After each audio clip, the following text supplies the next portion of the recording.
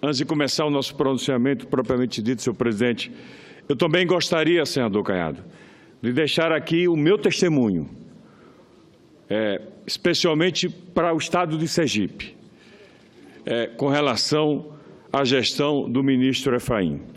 Lá, no ano passado, nós tínhamos no Hospital Universitário, senador Pedro Chaves, que preside essa sessão, a obra da maternidade e a obra do anexo, onde seriam atendidos os pacientes oncológicos, os pacientes que necessitavam do transplante, completamente abandonados. Obras inacabadas há muitos anos em um hospital universitário. Aliás, no único hospital universitário que nós tínhamos. De imediato, feito a solicitação por nosso intermédio ao ministro Efraim Filho, foi extremamente sensível, senador Caiado, e atendeu a todos os sergipanos, Foi ao Hospital Universitário do Sergipe, viu com o doutor Kleber, presidente da EBSER, a situação do nosso universitário e imediatamente mandou retomar as obras necessárias. O anexo já está quase pronto, os aparelhos que estavam encaixotados, prontos para ir para outros estados, ficarão em Sergipe. Então, dou aqui o meu testemunho, o bem, entre tantos outros que o ministro Efraim Filho vem fazendo, bem como o doutor Kleber, presidente da EBSER. Mas, senhor presidente, ocupo a tribuna nesta tarde para dizer que é fato que o Brasil passa por um momento singular na nossa história. Um momento de muitas dificuldades.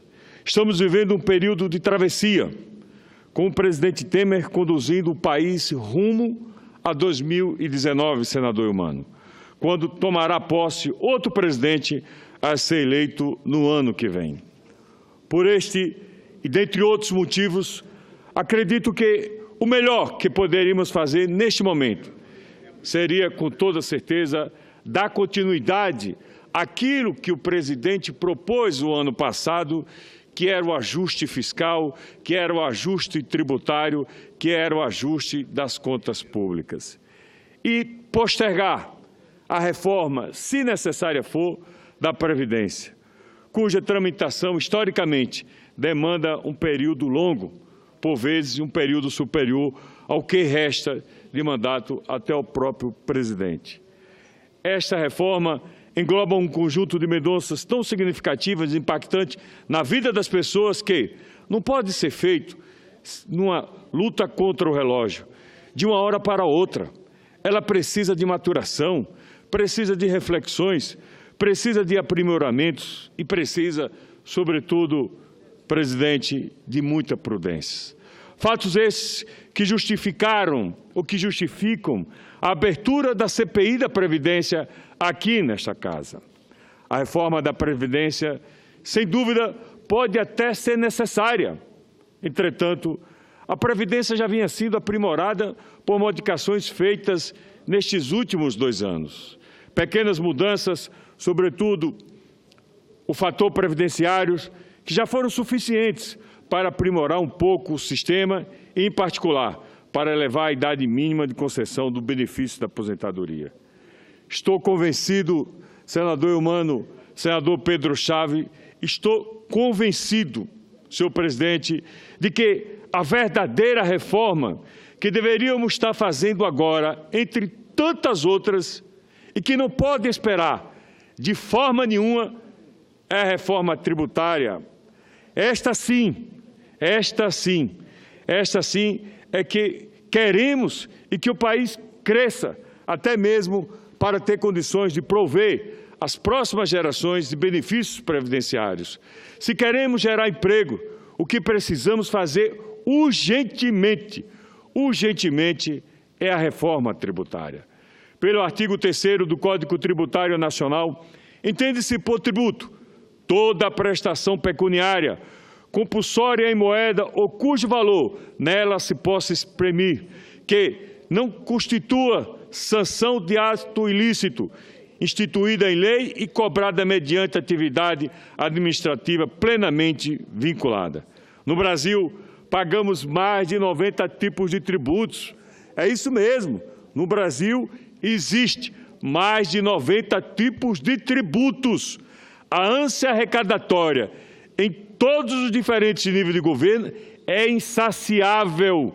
Parece o caminho mais fácil para aquele que está administrando, para aquele que está gerenciando, mas com certeza é o caminho mais penoso para qualquer cidadão brasileiro e principalmente para aqueles que pouco ganham, que muitas e muitas vezes dedicam metade do seu suor e entregam ao poder público.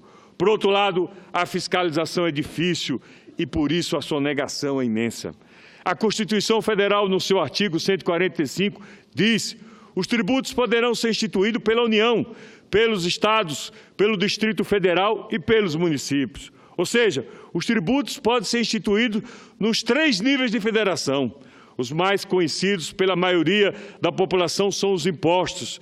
Estes apenas uma das modalidades de tributos. Entretanto, além deles, ainda temos as taxas, as contribuições de melhorias, dentre tantos outros.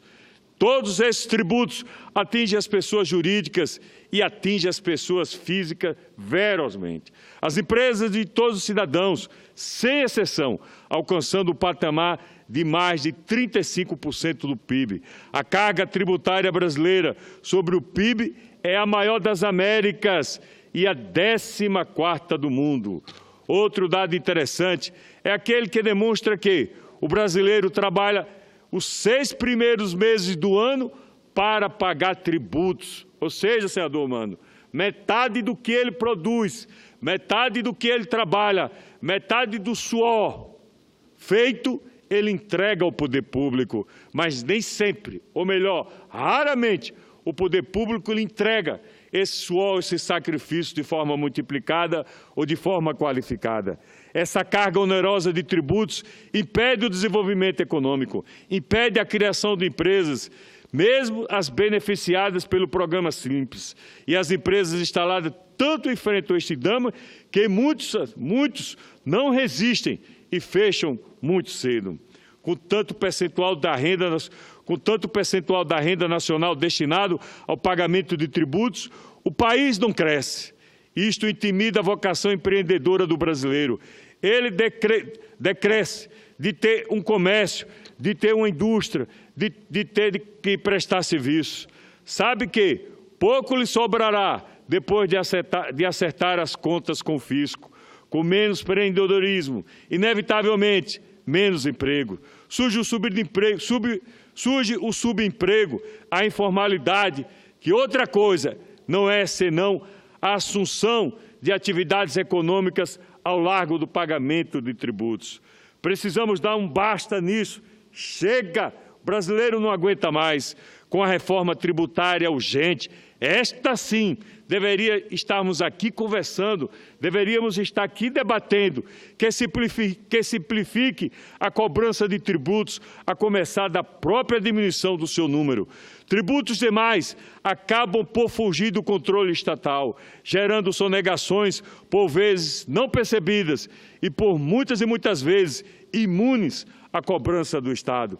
Precisamos de menos tributos, de tributos que sejam eficazes, descomplicados para quem paga e para quem arrecada. Assim teremos mais transparência e uma maior fiscalização. E que não atinjam níveis percentuais impiedosos sobre o fato gerador. Aqui gostaria de dar uma sugestão, presidente Fátima.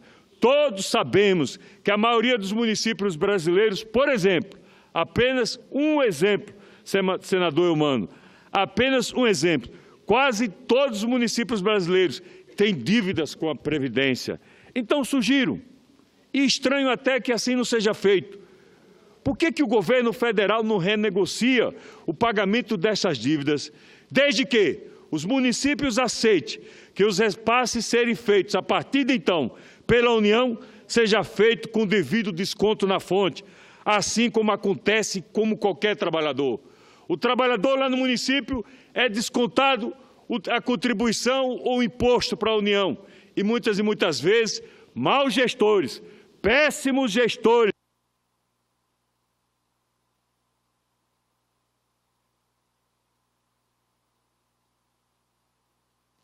portanto, a Previdência sendo penalizada. Por que assim não se faz? Não entendo essa burocracia. Imagine, senhora presidente, imagine, colegas senadores, tratando exclusivamente da Previdência, o quanto seria arrecadado de maneira simples e direta, sem penalizar ainda mais os cidadãos brasileiros. Precisamos, sem mais demora, de uma reforma tributária. A população brasileira precisa de uma folga em seu orçamento para poder, até mesmo, consumir mais e gerar, assim, mais tributos. Com menos tributos, a economia girará mais e mais rapidamente. A arrecadação do Estado, com certeza, será maior e mais fácil de fiscalizar e mais transparente, sem nenhuma dúvida. O próprio governo federal, muito acertadamente, vem tratando do ajuste fiscal e do controle dos gastos. E a reforma tributária também não deveria estar entre suas prioridades? E a reforma da Previdência, qual neste momento considero uma ação que deveria, com toda certeza, se necessária fosse, ficar para um outro momento. Primeiro, se reduz o número de tributos, se fiscaliza mais e se cobra de quem realmente deve pagar.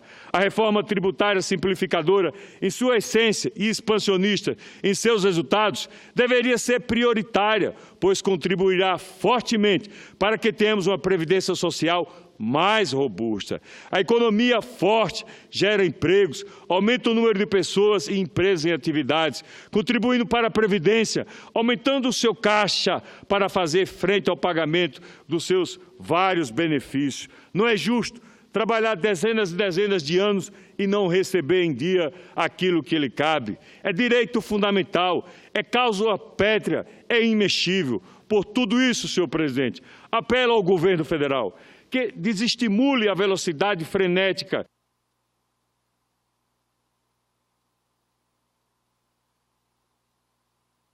que, com certeza, o resultado será muito melhor, muito maior e muito mais justo.